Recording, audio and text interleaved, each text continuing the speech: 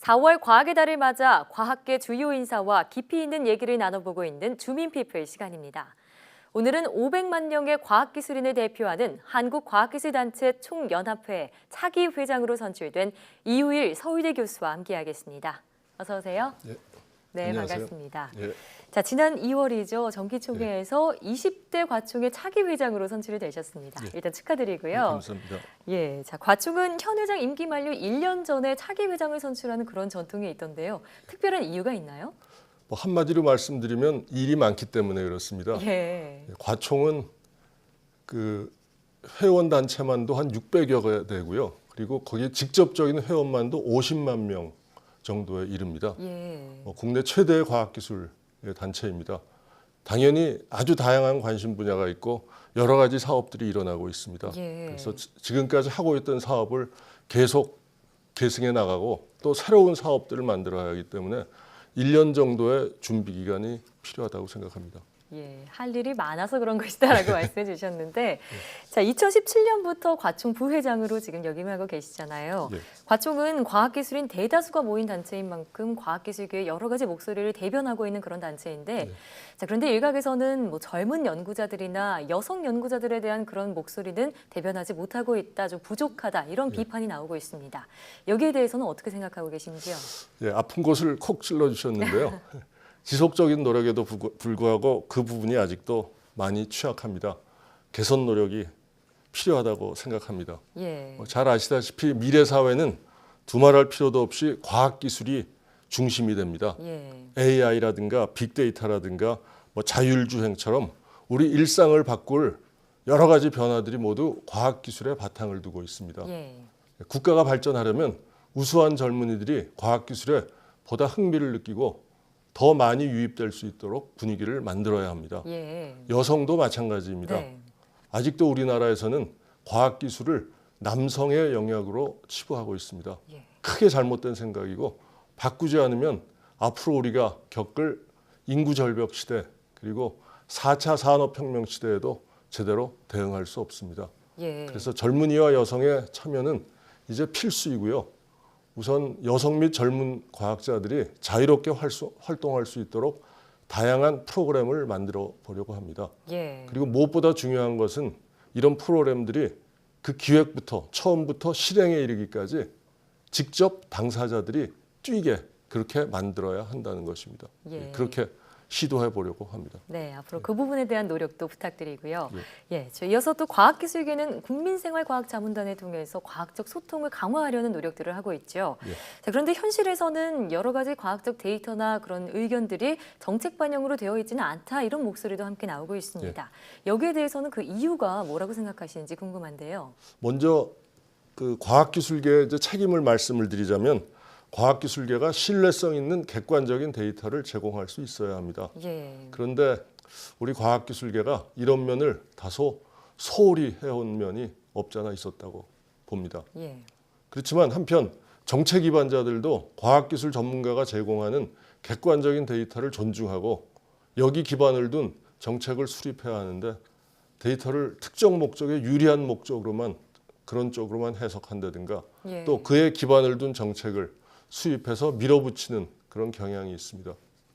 이런 일들을 바로잡으려면 결국 국민 여러분께서 바른 판단을 내려주셔야 합니다. 네. 과학기술계는 국민의 바른 판단을 돕기 위해서 어려운 과학기술적 내용도 여러분들께서 이해하기 쉽게 풀어서 설명하는 등 소통 노력을 통해서 과학기술에 대한 사회적 이해를 높여야 합니다. 예. 이런 부분은 앞으로 인문사회학자들과의 협업이 요구되는 그런 부분이기도 합니다. 과총이 중심이 되어서 그런 소통 능력을 키우고 정책 입안자들도 과학기술 전문가의 의견을 경청하고 존중하는 문화를 만들어 나가겠습니다. 예. 우리 과총이 국민생활자문단 같은 뭐 그런 역할을 하는 것이라고 말씀드리면 되겠습니다. 예.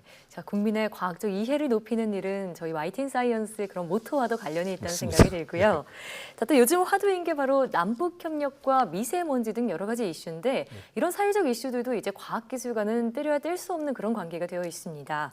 자, 거기에 과학 외교의 필요성에 대한 주목도 계속해서 높아지고 있는데요. 자, 과학계의 목소리를 좀 더 효과적으로 전달하기 위해서는 어떻게 해야 한다고 생각하시는지요? 이것도 반성부터 조금 말씀을 드리면 결국 국민 여러분들의 신뢰가 가장 중요합니다. 예. 과학기술계에서 내는 목소리가 제대로 전달되려면 국민이 그 목소리를 신뢰해야 합니다. 그러면 정부나 정치권에서도 귀를 기울이지 않을 수 없습니다. 그런데 아직 우리 과학기술계는 연구 성과나 윤리 측면에서 국민의 신뢰를 얻지 못한 것 같습니다. 좀 더 노력이 필요합니다. 네. 그리고 과학외교는 정부의 외교 전담 부처만으로는 어렵습니다. 정부 차원의 노력과 함께 과학기술 전문가 집단이라는 민간 차원의 입체적 접근이 필요합니다. 그리고 그 외교 현장에서는 화려한 수사라든가 예. 협상 능력도 중요합니다만 우선 철저한 연구와 분석을 통한 데이터가 있어야 합니다. 네. 이런 점에서 정부 차원의 과학 외교에 과학기술자들의 참여 비중을 획기적으로 높일 필요가 있습니다. 민간 차원 과학 외교도 정부가 체계적으로 지원해야 하고요. 그리고 과학 외교 성과를 공유할 정부 내 거점도 필요합니다. 예. 과총이 방대한 네트워크를 가지고 있기 때문에 이런 네트워크를 바탕으로 민간 과학 외교의 중심이 되도록 할 예정입니다. 예, 신뢰 회복이 중요하다라는 말씀이신데 예. 계속해서 비판적인 질문을 드리게 되는 것 같습니다. 4차 산업혁명 시대를 맞아서 과학기술의 분야가 뭐 방금 외교 분야도 얘기를 했지만 전 분야를 망라하고 그 중요성이 커지고 있는데 예. 그에 반해서 현재의 거버넌스는 좀 부족하지 않나 이런 목소리도 함께 나오고 있습니다. 또 문재인 정부 들어서 과학기술 혁신본부를 만들었는데 그 역할을 제대로 하고 있느냐라는 목소리에도 좀 일견 동감하는 분들이 많은 것으로 알고 있는데요.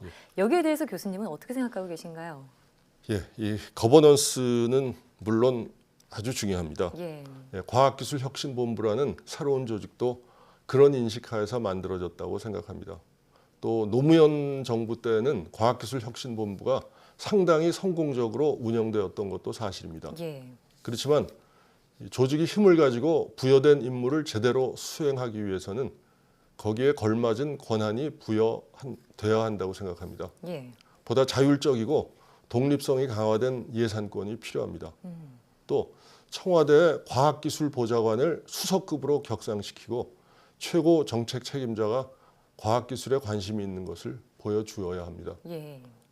거버넌스와 함께 중요한 것은 과학기술이 정치로부터 자유로워져야 한다는 점입니다. 네. 왜냐하면 많은 과학기술과 관련된 사안들은 가치 중립적이기 때문입니다.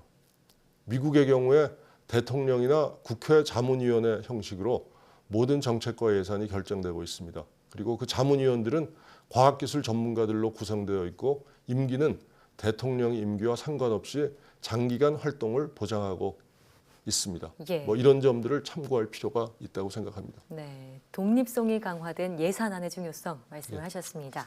자, 올해 또 정부 연구개발 예산이 20조 원을 돌파했습니다. 하지만 아직까지는 그 예산 대비 결과를 체감하지는 못하고 있고요. 또 뿐만 아니라 앞서 뭐 신뢰 얘기를 말씀하셨는데 최근에 연구자들의 연구윤리 부정 문제가 좀 부각이 되면서 이 예산안에 대한 그런 신뢰성, 불신에 대한 얘기도 좀 나오고 있습니다. 연구개발 정책은 어떤 방향으로 나아가야 할까요?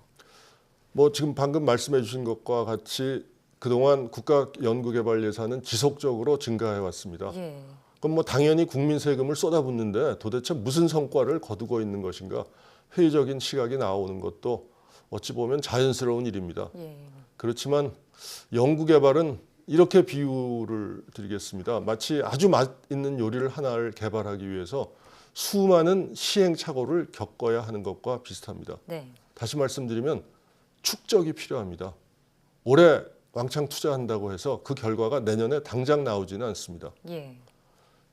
구미의 여러 나라는 19세기 후반부터 그리고 일본은 예를 들어서 20세기 초반부터 꾸준히 투자해 왔습니다.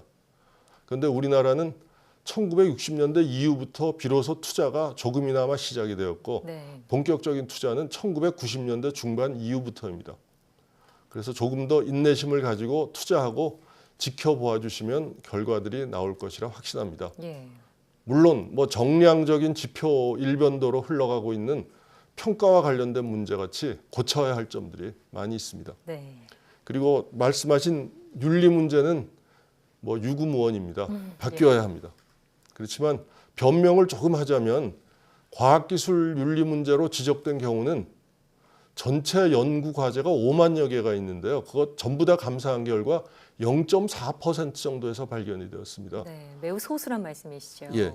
그래서 소수의 잘못을 두고 연구자 모두를 예방적인 차원에서 규제하면 자유롭고 창의적인 연구 풍토가 자리 잡기 어렵습니다. 그래서 잘못은 물론 일벌 100개 해야 됩니다. 예.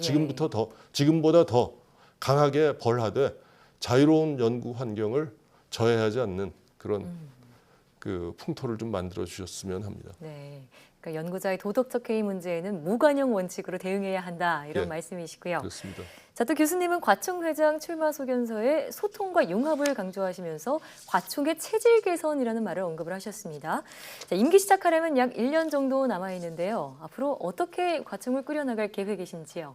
예, 그 아까 말씀드린 바와 같이 지금 우리 사회는 어느 때보다도 과학기술의 중요성이 부각되고 있습니다. 네. 우리나라는 뭐 차세대 성장 동력의 부재를 걱정하고 있고요. 그리고 미세먼지 같은 환경 문제, 그리고 에너지 문제에 직면해 있습니다. 또 AI로 대표되는 정보기술, 그리고 바이오 기술의 발전이 경제, 사회 전반에 걸쳐서 근본적인 변화를 일으키고 있습니다. 이러한 변화의 중심에는 바로 과학기술이 있습니다. 예.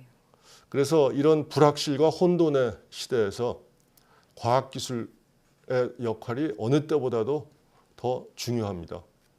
과학기술인들의 소명의식과 역량 결집이 더욱 절실한 이유입니다. 네, 그렇습니다. 과총이 학회의 단순한 집합제였다면 앞으로는 유기적인 연결체로서 거듭나야 합니다. 그래서 과총이 여러 면에서 플레이그라운드, 다시 말씀드리면 놀이마당이 되도록 만들겠습니다. 예. 세대 간에, 분야 간에, 지역 간, 국가 간, 학문과 산업 간, 그리고 과학기술계와 사회 간에 사람과 지식이 교류되는 그런 마당이 되도록 거기에 필요한 프로그램을 만들려고 합니다. 예. 그리고 이러한 변화를 위해서 과총 운영에 과학기술 현장의 목소리를 반영한다든가 젊은 세대들을 적극적으로 참여시키려고 합니다. 또 지역을 활성화해서 혁신의 거점이 되도록 만들겠습니다. 예. 학문 분야 간 산업과의 협력을 제대로 일어나도록 만들려고 합니다. 그리고 무엇보다도 사회와의 소통에 노력하겠습니다. 네. 그리고 거기 덧붙여서 지금 2021년 완공을 목표로 재건축을 추진 중인 과학기술회관 본관이 있는데요. 예. 그 건설을 차질 없이 진행해서 제가 말씀드린 이런 여러 가지 사업들의 중심이 되도록 활용하겠습니다. 그리고 이러한 일들이 성공하려면 과학기술에 대한 국민 여러분들의 관심과 애정이 필요합니다. 맞습니다. 모든 일은 사람이 하는 일입니다.